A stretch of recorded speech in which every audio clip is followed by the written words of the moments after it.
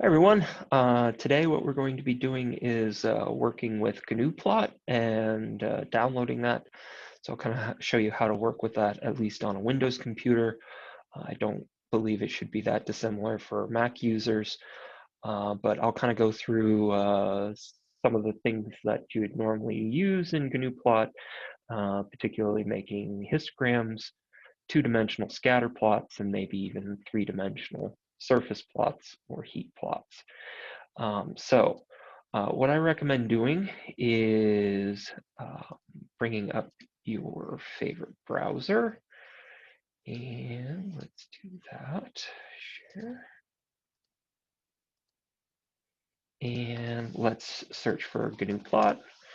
And then here we can go directly to the downloads tab here and download it. I usually use SourceForge. And it should be right here.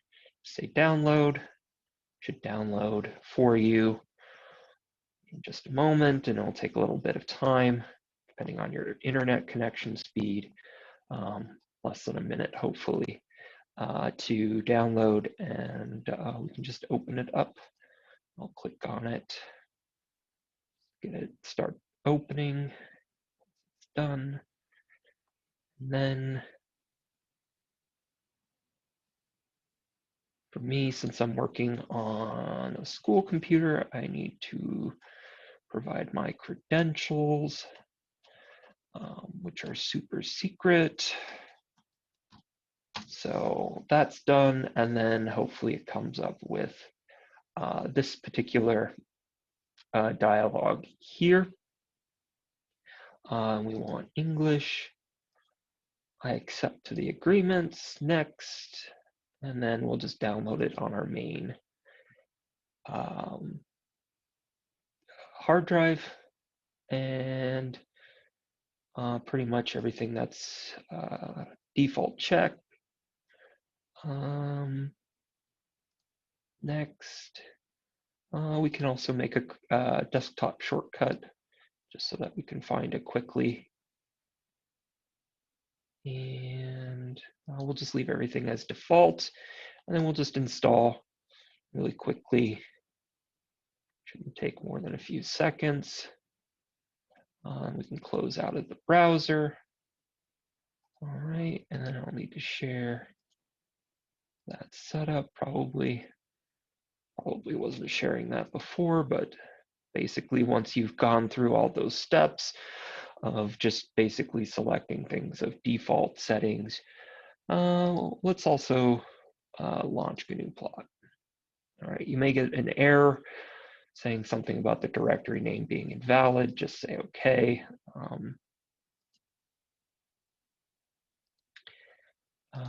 And then what we'll need to do is bring up Gnuplot. So just if you have it on your desktop, just go and double click on Gnuplot. And hopefully it'll come up at some point. It has, and I'll share that. All right, so you should see something like this.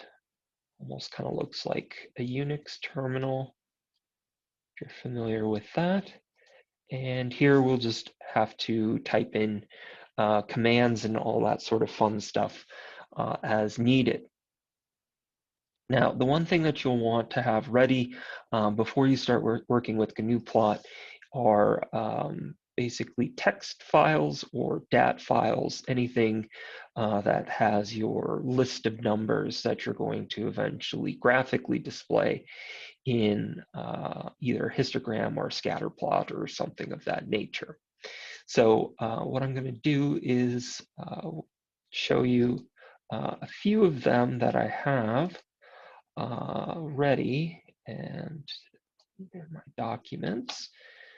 And I think I have it default saved to my documents. That's, I think, where Gnuplot defaults finding the files themselves.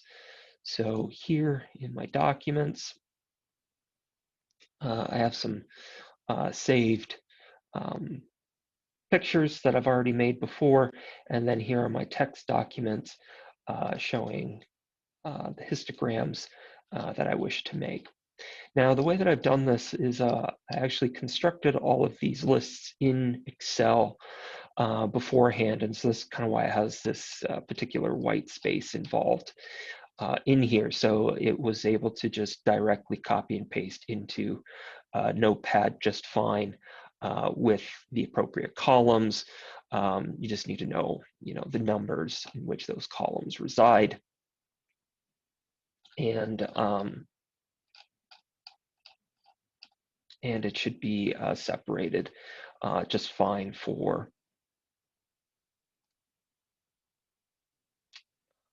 that. Hold on, I wasn't sharing, I'm sorry. So hopefully you can see that now. I'm the list of histograms, or the list of numbers here. I don't have text up here at the top to explain what each of these columns mean. I kind of know them from just working with them in Excel. But again, as I said before, I directly copied and pasted all this from Microsoft Excel into Notepad. So you can do this hopefully on a Mac as well into some sort of text editor that will do that for you. All right, so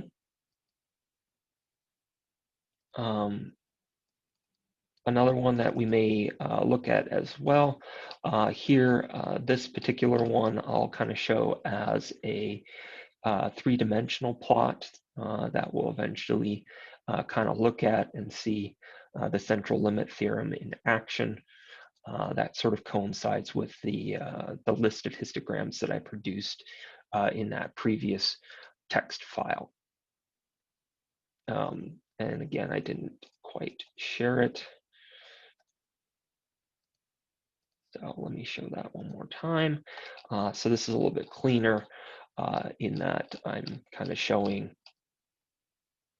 and eventually this will become clear as to what I'm more or less showing in a three-dimensional plot versus what was being shown in the previous text document. And again, I produced this in Excel and copied and pasted over into Notepad. All right, so once you have those constructed as needed, and I can kind of show a little bit how to produce the numbers that you would want to eventually work with in the end, because the numbers that I had in that first one, actually, I should probably show histogram 2, which actually indicates the histograms that we'll be producing again for completeness. So here, this column, I'll kind of go through this a little bit just to kind of give you an idea of what I'm trying to accomplish here. Is the first column is just the number of rolls or the side of the dice that is possible on a 10-sided dice. So it goes from 1 to 10. I've introduced this new column.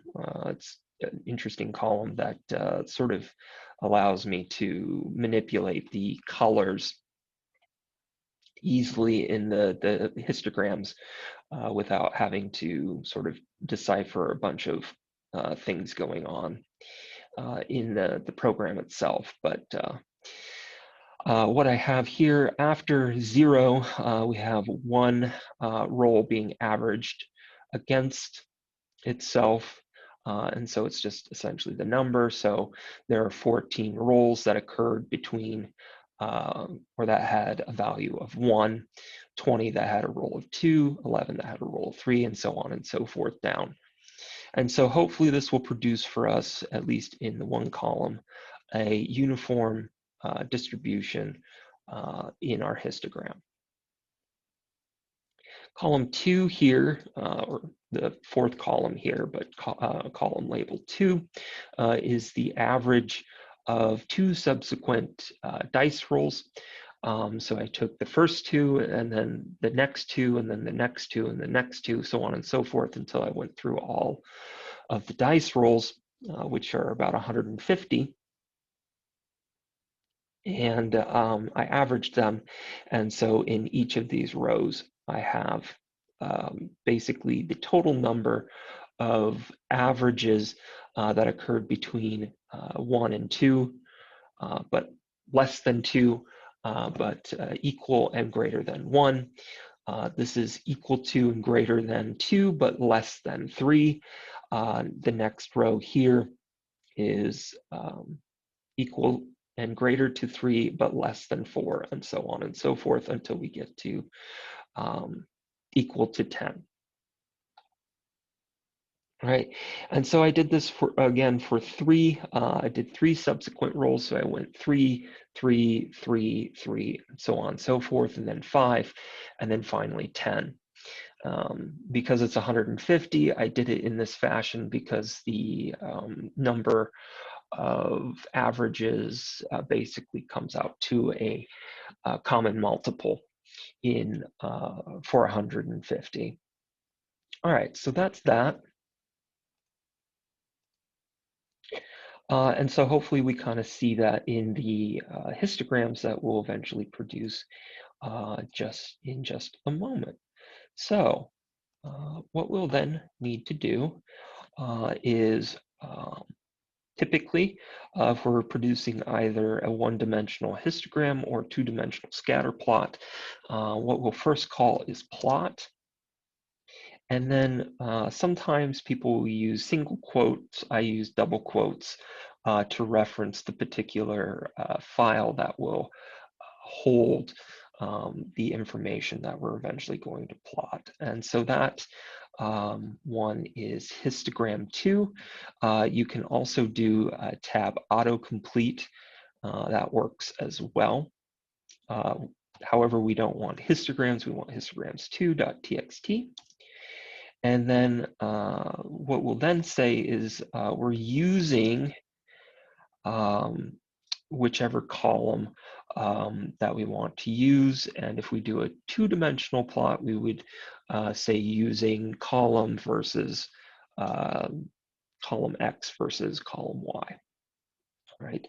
And so you call the value of that column that you're going to reference. So say for the first one, that I want to produce, I just want the rolls themselves. So that would be column 3 in that last text file that I showed for you guys. All right, and then hopefully this will produce a histogram for us in such a fashion. And you can kind of see here that it does sort of produce a histogram for us in some manner. However, it's not quite the traditional bar histogram that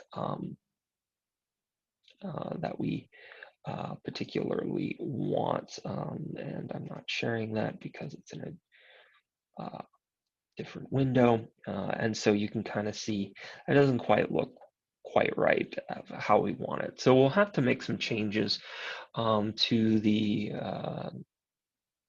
settings in order to make it look much nicer.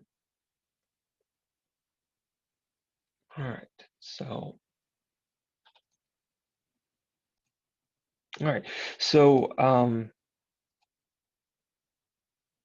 what we want to do is we want to make a change to the style of the plot that we're going to make. And in this case, what we want to do is we want to set style data histograms. And this will actually produce the bars that we're more familiar with in terms of our histograms that we typically make. So the one that I showed you just before kind of looks more like a scatter plot rather than a traditional histogram. So once we do that, we press enter and share that with you guys. And you'll notice that the way in which this is kind of presenting it, it looks kind of weird, but it goes from 11 to 20, the max being 20 and the minimum being 11. So technically here at 0, I had 11 entries as well as 3. So that's why they're not visible. And so what we can do is we can modify that a little bit in order to show those. So what we can then do is we want to set the Y range. And in this case, we want to set the Y range to a typical range in which we're working.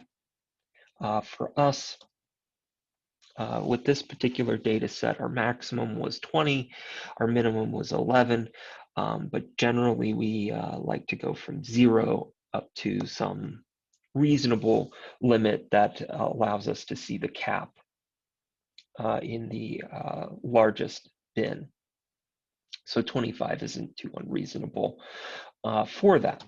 And so we say that, and then we then plot the histogram again. And so here we see, actually we had nothing in 0, I'm sorry. It was 3 that we had some. We had 11, so that's why it was cut off there. But now we can see the full bars going from all the way up to 0 to 20 without any sort of break in the viewing of the bars themselves. So this looks more traditional in that sense. All right. Again, I'm sorry. I always assume that this is doing this, but again, you can see the bars now ranging from 0 to 25. I was mistaken with 0 having some numbers filled in. The 10-sided dice I work with actually has 0, but we interpret it as 10. So actually it would be the 10 bin over here. That should be filled rather than 0. All right, and so in this case, we have what seems like approximately a uniform distribution.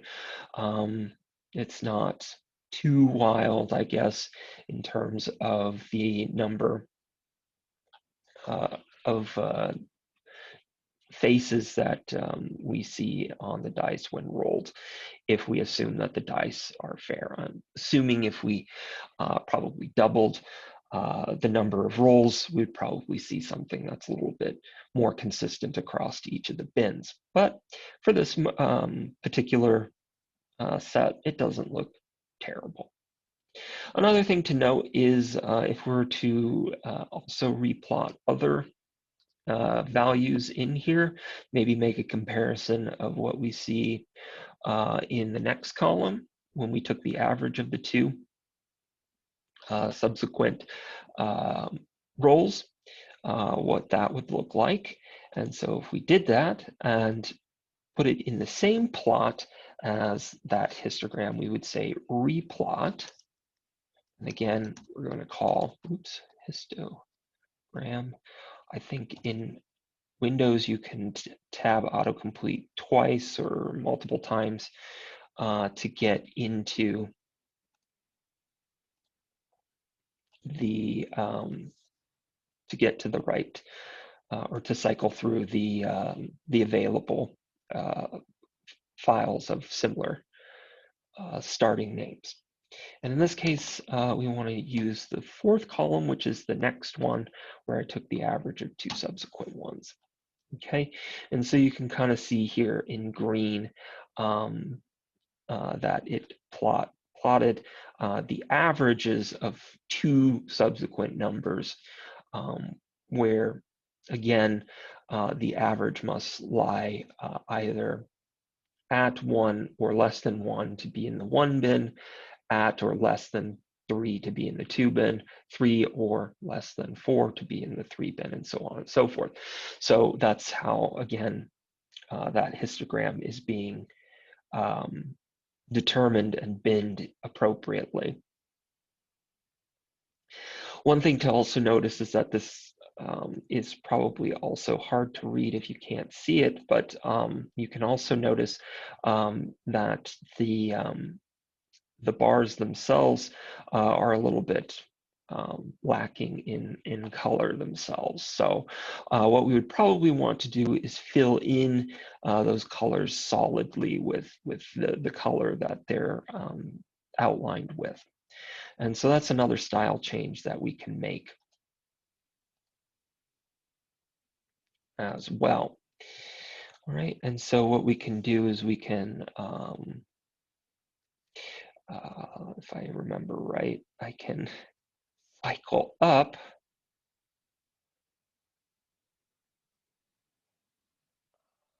testing some stuff out, but here it is. The set style that we would want is to fill solid. And so we'll just type that out and press enter. And then what we can then do is do our replotting again. In this case, we see that the uniform distribution that we had before, which was purple, but was not filled in with color, is now filled in with a nice solid color. So if I were to replot 4, we get the green nicely filled in as well, and we can kind of see the histogram being filled out nicely.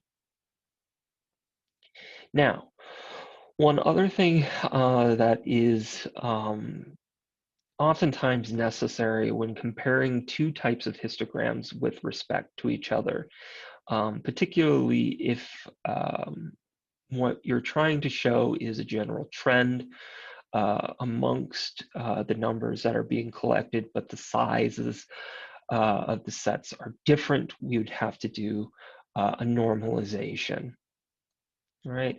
And so to do the normalization,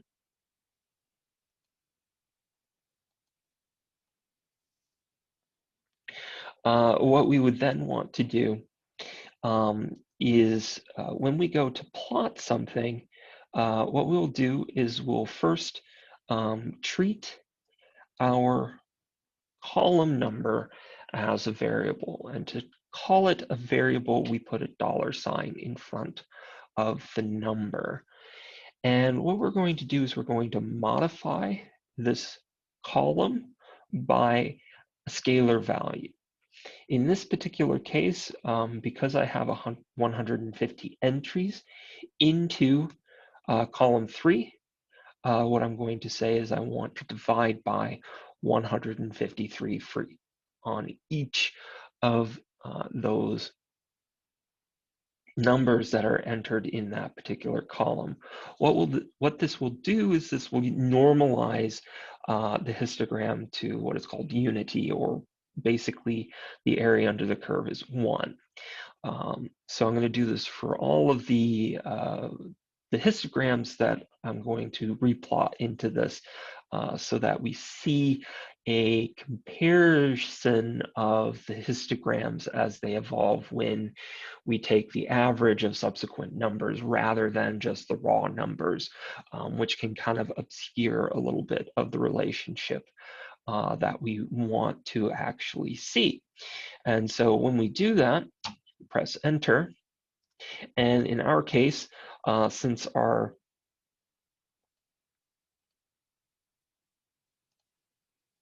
histogram is has been set from 0 to 25, we'll need to make a small correction to the set range.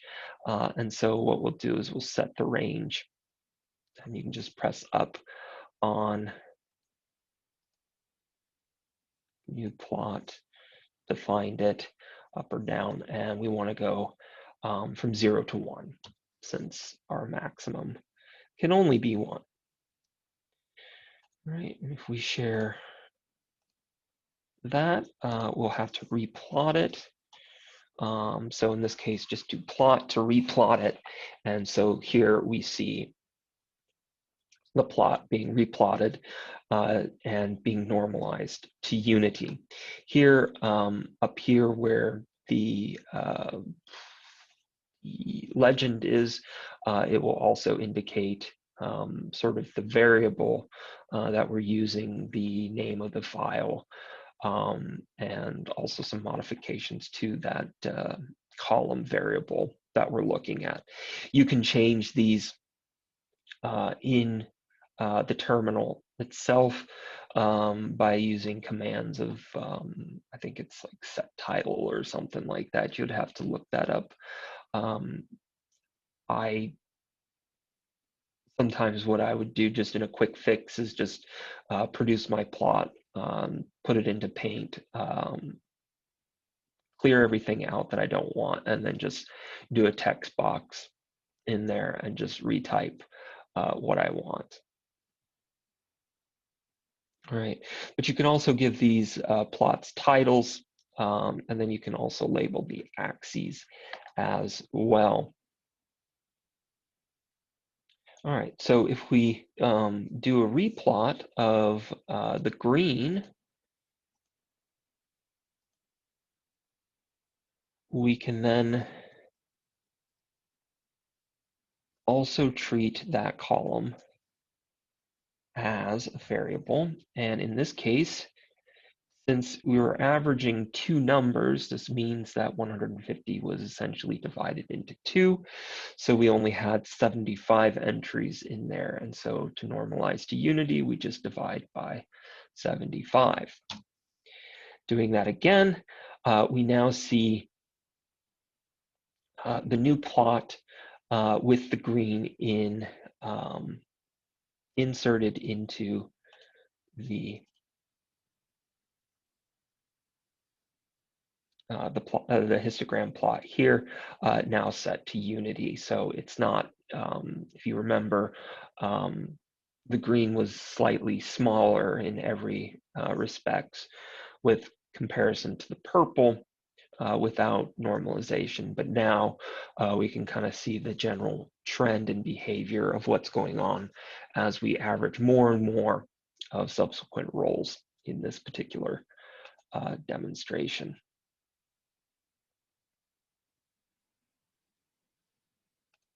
All right, so you can do this for the rest of the columns if you want. You can just go up and just change things as necessary in the line itself and just keep replotting until you've basically gone through everything with respect to what is needed to be shown. And so finally I have column 7 divided by 15. And so when I now share the new plot, now see the general trend of the histogram all set to unity, starting from the purple, which was a uniform distribution, and then we averaged either with respect to 2 numbers, 3 numbers, 5 numbers, and then finally 10 numbers. And hopefully you can kind of see the general trend shifting towards a Gaussian distribution in the end. And that's sort of the consequence of the central limit theorem when we talk about that. All right, so that is histograms. And so if we want to look at, say, a scatter plot, what we can then do, if I share my Gnuplot, and then what we're doing is, what we can then do is we can say plot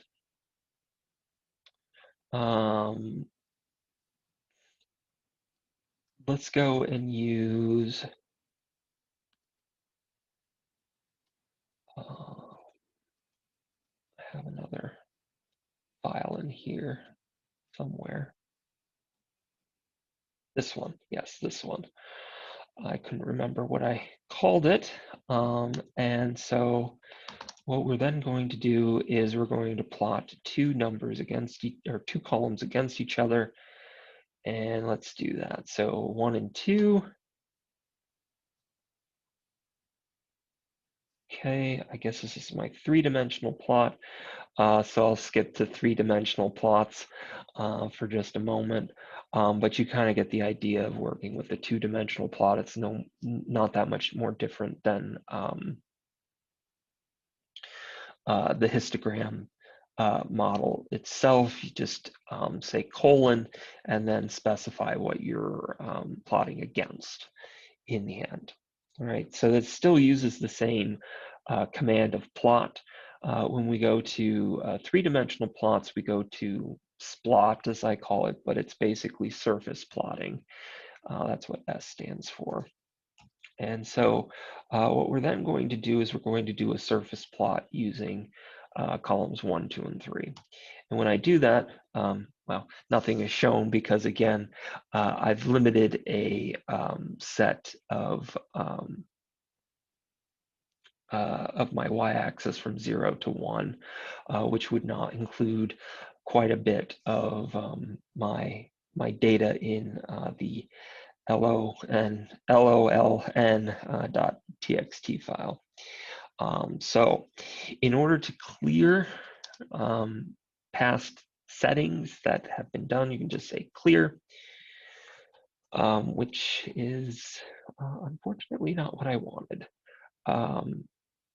So we can just, oh yeah, that cleared the, sorry, that just cleared the histogram itself. What do I want? I want,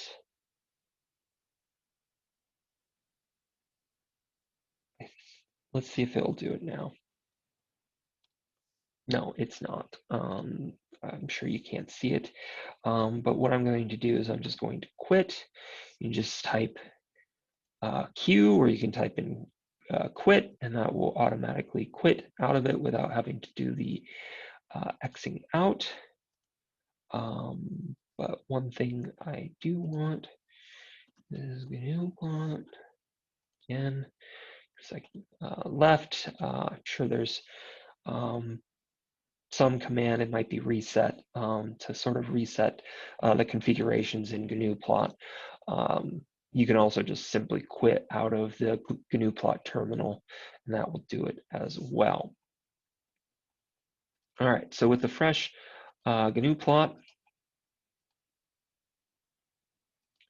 I'm just going to go up in my commands I've committed, and then I'm going to do that.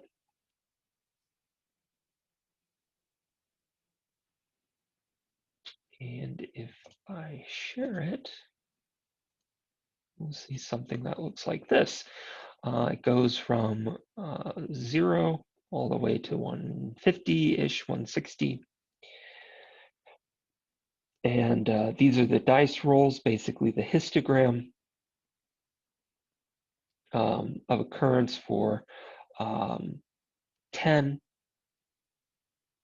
10-sided dice, and the occurrence it sees going from 1 to 0 all the way up to 150. So these are the individual rolls.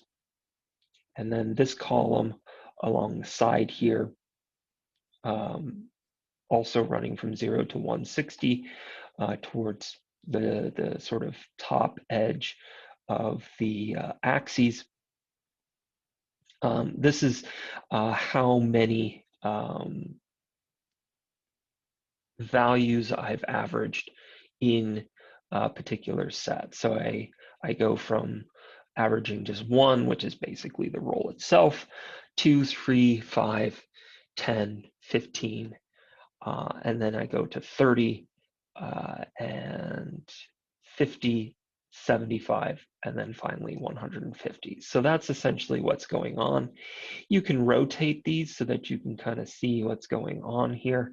And effectively what happens is that as we average more and more of the sets of numbers, they start to eventually converge on a particular number itself, which is the average of the set. And this is also, again, sort of a visual representation of what's going on with the central limit theorem, is that effectively, as we add more and more and more numbers to our set in which that we average over, we eventually get hopefully the correct average that is the average of the population um, that we're sampling in that sense. And it should converge to this particular value at some point. Okay, so that's neat. What we can also do is we can tell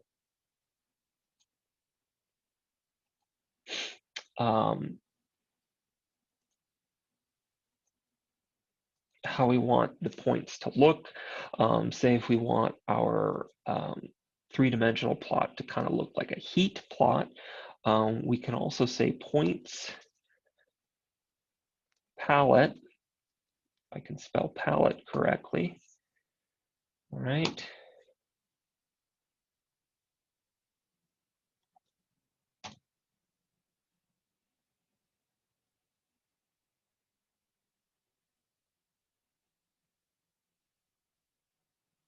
Wow, I am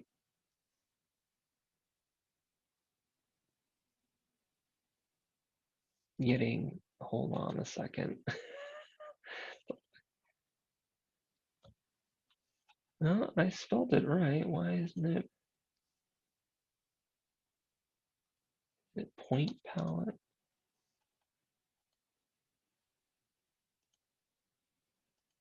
Unrecognized token. Should be points palette.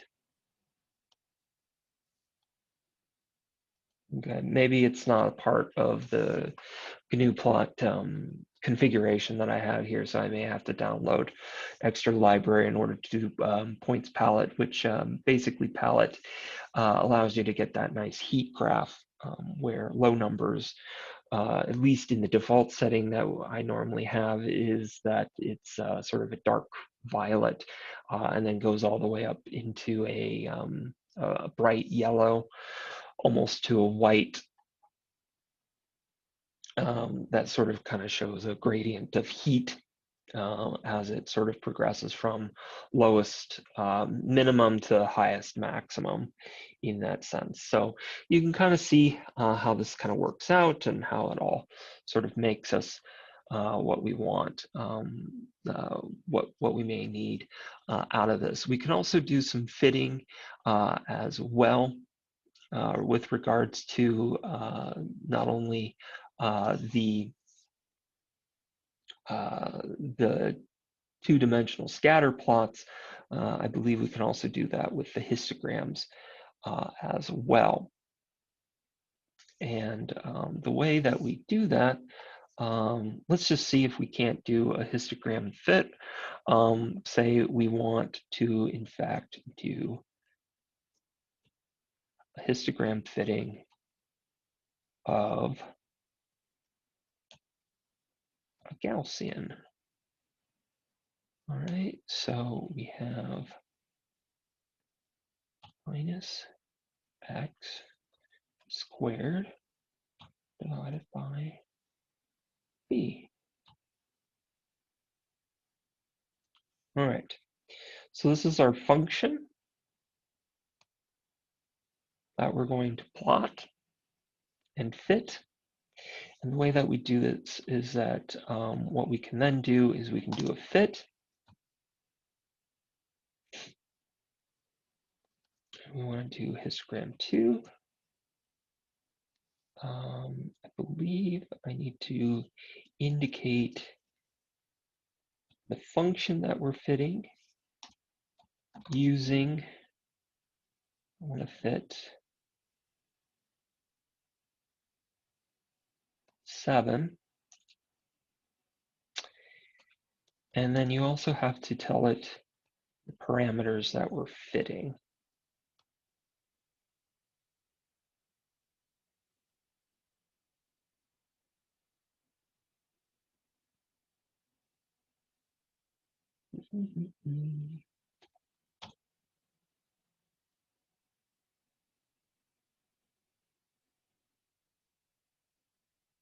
Okay. Well, I've done this before with scatter plots for histograms. It's not so great, but this is more or less how one would go about doing some fitting of scatter plots. If you're given a typical data set like you would in lab, you can do this for that as well. I'd have to look a little bit more into fitting it, but at least for the assignment at hand, it's not quite that important to do the fitting. More or less, it's just kind of important to see the overall trend as it sort of shifts more and more to a Gaussian distribution as we increase the level of averaging over a larger set of numbers rather than smaller sets. And so that sort of completes at least this lesson in Gnuplot. There's a lot that can be done with Gnuplot beyond what I've shown here. Like I said, there's the fitting that can be done. That was sort of also in tandem with the discussion of the parameters fittings that I was talking about before in class. And so Gnuplot does that automatic analysis of the parameters to some sort of chi-squared fitting and minimization, and provides you also with the errors associated with those parameters as well automatically, which is nice to know. Other than that, I hope you found this somewhat informative in terms of at least getting a basic start with Gnuplot, and hopefully you have lots of fun in the future working with it. I know I work with it quite a bit, and I quite enjoy getting and analyzing data with it in my research. So it is a very powerful tool that not only can be useful in classes that you will be eventually taking, but also in research as well. So thanks. Have a good rest of your day.